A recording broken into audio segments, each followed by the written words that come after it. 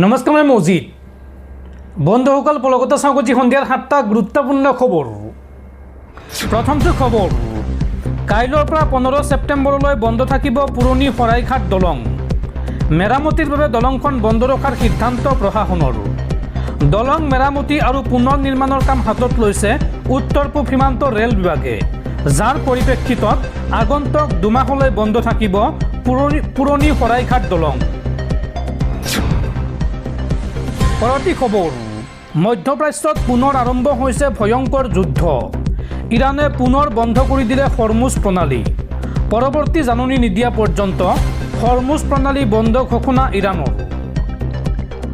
মধ্যপ্ৰাচ্যৰ যুদ্ধই আকৌ লৈছে ভয়ংকৰ ৰূপ।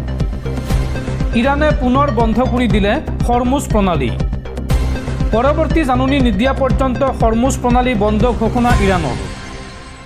আৰু হৰমুজ প্ৰণালী বন্ধৰ পিছতে আমেৰিকায়ো ল'লে একশ্যন। ইৰাণৰ ওপৰত ভয়ংকৰ আক্ৰমণ চলালে আমেৰিকাই। সেনাৰ ঘাটিকে ধৰি ইৰাণৰ কেইবাটাও ঠাইত মিছাইল আক্ৰমণ আমেৰিকাৰ। ইৰাণেও শক্তিধৰ ৰাষ্ট্ৰ আমেৰিকাক দিলে শেষ সকিয়নি। হৰমুজ প্ৰণালীত নিয়ম ভংগ কৰিলেই ভয়ংকৰ হ'ব পৰিণতি। পৰৱৰ্তী খবৰ, সাৱধান ৰাজ্যবাসী। আগন্তুক 3 দিনলৈ ৰাজ্যত হ'ব মুখলধাৰ বৰষুণ। অহা 15 জুলাইলৈ ৰাজ্যত প্ৰচণ্ড বৰষুণৰ সম্ভাৱনা। এই সময়ছোৱাত জিলাই জিলাই বিজুলী ঢেৰেকণিসহ বজ্ৰপাতৰ সম্ভাৱনা। সাৱধান হওক ৰাজ্যবাসী। আগন্তুক 3 দিনলৈ ৰাজ্যত হ'ব মুখলধাৰ বৰষুণ। অহা 15 জুলাইলৈ ৰাজ্যত প্ৰচণ্ড বৰষুণৰ সম্ভাৱনা। এই সময়ছোৱাত জিলাই জিলাই বিজুলী ঢেৰেকণিসহ বজ্ৰপাতৰ সম্ভাৱনা আছে। আজি ৰাজ্যৰ 25খন জিলালৈ বতৰ বিজ্ঞান কেন্দ্ৰৰ সতৰ্কবাণী। অসমৰ কোন কোন জিলাত আজি হ'ব পাৰে মুখলধাৰ বৰষুণ, সেই তথ্য জনাই আছোঁ।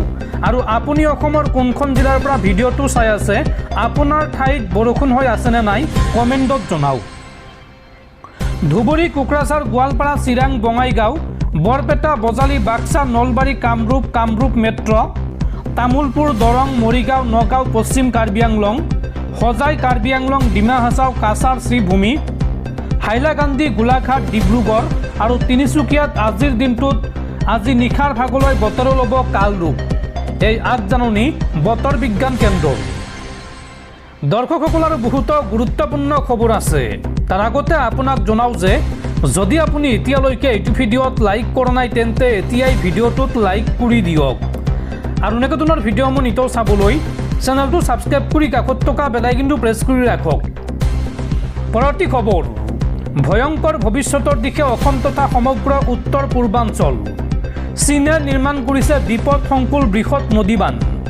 বিশ্বৰ আটাইতকৈ ডাঙৰ নদীবান্ধ নিৰ্মাণৰ দিশত ৰঙা চীন। আৰু এই নদীবান্ধে বিপদ মাতিব পাৰে অসম তথা সমগ্ৰ উত্তৰ পূৰ্বাঞ্চললৈ। ভয়ংকৰ ভৱিষ্যতৰ দিশত সমগ্ৰ উত্তৰ পূৰ্বাঞ্চল। চীনে নিৰ্মাণ কৰিছে বিপদসংকুল বৃহৎ নদীবান্ধ। বিশ্বৰ আটাইতকৈ ডাঙৰ নদীবান্ধ নিৰ্মাণৰ দিশত ৰঙা চীন। তিব্বতত নিৰ্মাণ কৰি থকা হৈছে এই বিশ্বৰ সৰ্ববৃহৎ নদীবান্ধ। ইয়াৰলুং চাংপুৰ ওপৰত নিৰ্মীয়মান মেডং মেগাডেম প্ৰজেক্ট। ভাৰতীয় সীমাৰ পৰা মাত্ৰ 50 কিলোমিটাৰ আঁতৰত নিৰ্মীয়মান এই নদীবান্ধ। তিব্বতৰ পাইজহান ফল্টৰ ওপৰত নিৰ্মাণ কৰা হৈছে এই বান্ধটো। চীনৰ বিশেষজ্ঞৰ দ্বাৰা বান্ধ নিৰ্মাণ কৰা সন্দৰ্ভত কৰা হৈছিল গৱেষণা। চেংডু টেকনলজি বিশ্ববিদ্যালয়, চিভিল মিলিটাৰী ইণ্টিগ্ৰেশ্যন চেণ্টাৰ আৰু চীন জিঅ'গ্ৰাফিকেল ছাৰ্ভেৰ দ্বাৰা কৰা হৈছিল এই গৱেষণা। উল্লেখযোগ্য যে 2017 চনত এই ফল্টত 6.7 মেগনিটিউডৰ ভূমিকম্প আহিছিল। আৰু $137 বিলিয়ন ধাৰ্য কৰা হৈছে এই বান্ধটো নিৰ্মাণ কৰিবলৈ।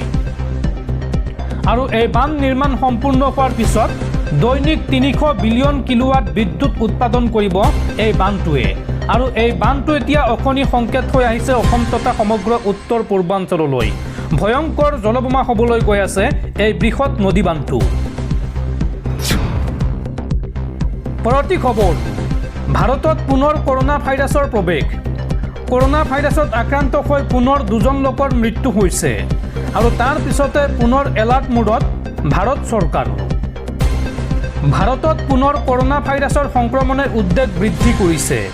অন্ধ্ৰপ্ৰদেশত এই ভাইৰাছত আক্ৰান্ত হৈ 2গৰাকী লোকৰ মৃত্যু হোৱাৰ পিছতে সমগ্ৰ ৰাজ্যখনতে সতৰ্কতা জাৰি কৰা হৈছে। বৰ্তমান ৰাজ্যখনত 8টা সক্ৰিয় কৰোনা কেছ ধৰা পৰিছে। অন্ধ্ৰপ্ৰদেশৰ কাটাপা জিলাত 2গৰাকী লোকৰ কৰোনা সংক্ৰমণৰ ফলত মৃত্যু হোৱাৰ তথ্য পোহৰলৈ আহিছে আৰু ইয়াৰে এগৰাকী আছিল 61 বছৰীয়া মহিলা আৰু আনগৰাকী 44 বছৰীয়া এজন পুৰুষ। দুয়োগৰাকী ব্যক্তিয়ে কৰোনাৰ লগতে অন্যান্য গুৰুতৰ ৰোগতো ভুগি আছিল। এই ঘটনাৰ পিছতে অন্ধ্ৰপ্ৰদেশৰ স্বাস্থ্য বিভাগে জিলা পৰ্যায়ত হাই এলাৰ্ট জাৰি কৰিছে। সকলো চৰকাৰী আৰু ব্যক্তিগত হাস্পতালক সাজু থাকিবলৈ নিৰ্দেশ দিয়া হৈছে।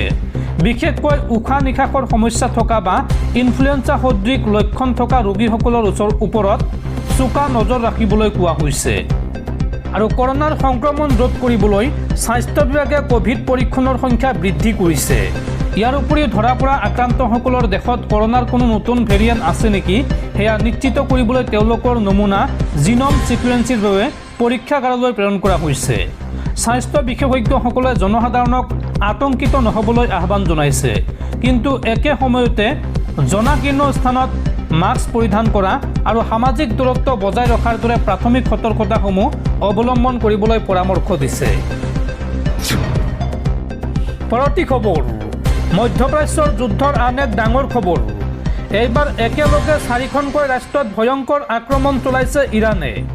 সংযুক্ত আৰৱৰ বিভিন্ন স্থানত ইৰাণৰ মিছাইল নিক্ষেপ আৰু ইৰাণৰ আক্ৰমণত কাটাৰত জৰুৰীকালীন অৱস্থা ঘোষণা। মোবাইলে মোবাইলে বাজি উঠিছে জৰুৰী বাৰ্তা। জনসাধাৰণক নিৰাপদ স্থানলৈ যাবলৈ আহ্বান প্ৰশাসনৰ। এইবাৰ একেলগে 4খনকৈ মুছলমান ৰাষ্ট্ৰত ইৰাণৰ ভয়ংকৰ আক্ৰমণ। ইৰাণে নিক্ষেপ কৰিছে বহু মিছাইল। এই মুহূৰ্তত যুদ্ধ অব্যাহত আছে। UAE, কাটাৰ, জৰ্ডান আৰু বাহৰেইনলৈ লক্ষ্য কৰি ইৰাণৰ মিছাইল নিক্ষেপ। আটাইকেইখন দেশত থকা আমেৰিকাৰ সেনাৰ ঘাটি ধ্বংস কৰিছে ইৰাণে। কাটাৰৰ ৰাজধানী দোহাত বিস্ফোৰণৰ প্ৰচণ্ড শব্দ শুনিবলৈ পোৱা গৈছে। এই আক্ৰমণৰ লগে লগে মোবাইললৈ জৰুৰী বাৰ্তা চৰকাৰৰ। জনসাধাৰণৰ মোবাইলে মোবাইলে বাজি উঠিল সুৰক্ষা এলাৰ্ট, ইমাৰ্জেঞ্চি এলাৰ্ট বাজি উঠিছে। জৰুৰীকালীন অৱস্থা ঘোষণা কৰিছে এই মুহূৰ্তত কাটাৰে। আৰু সংযুক্ত আৰৱে প্ৰতিৰোধ কৰিছে ইৰাণে নিক্ষেপ কৰা ড্ৰোন আৰু মিছাইল। UAEৰ বিভিন্ন প্ৰান্তলৈ ইৰাণে নিক্ষেপ কৰিছে মিছাইল আৰু ড্ৰোন। আৰু এইদৰে আয়তুল্লাহ আলী খামেইনিৰ জানাজা সম্পূৰ্ণ হোৱাৰ পিছতে অধিক আক্ৰমণাত্মক হৈ পৰিছে ইৰাণ। পৰৱৰ্তী খবৰ, কাজিৰঙাত পঞ্চতাৰকাযুক্ত হোটেল নিৰ্মাণৰ বিৰোধিতা কৰা সক্ৰিয় সমাজকৰ্মী প্ৰণৱ দলেক গ্ৰেপ্তাৰ আৰক্ষীৰ। কাজিৰঙা ৰাষ্ট্ৰীয় উদ্যানৰ সমীপত প্ৰস্তাৱিত বিলাসী পঞ্চতাৰকাযুক্ত হোটেল নিৰ্মাণ কাৰ্যৰ বিৰুদ্ধে ধাৰাবাহিকভাৱে প্ৰতিবাদ সাব্যস্ত কৰি অহা বিশিষ্ট সমাজকৰ্মী তথা যুৱ নেতা প্ৰণৱ দলেক দেওবাৰে আৰক্ষীয়ে গ্ৰেপ্তাৰ কৰে। বৃহত্তৰ কাজিৰঙা ভূমি আৰু মানৱ অধিকাৰ সুৰক্ষা সমিতিৰ আহ্বায়ক প্ৰণৱ দলেক গুৱাহাটীৰ সুন্দৰপুৰত থকা তেওঁৰ বাসগৃহৰ পৰা আৰক্ষীয়ে আটক কৰে। প্ৰথমে তেওঁৰ ঘৰটো আৰক্ষীয়ে ঘেৰি ধৰে আৰু পৰৱৰ্তী সময়ত জিম্মাত লৈ দিছপুৰ থানালৈ লৈ যায়। বোকাখাট থানাৰ এক গোচৰৰ ভিত্তিত তেওঁক গ্ৰেপ্তাৰ কৰা হৈছে বুলি জানিব পৰা গৈছে। ভাৰতীয় ন্যায় সংহিতাৰ কেইবাটাও গুৰুতৰ ধাৰাৰ অধীনত তেওঁৰ বিৰুদ্ধে গোচৰ ৰুজু কৰা হৈছে।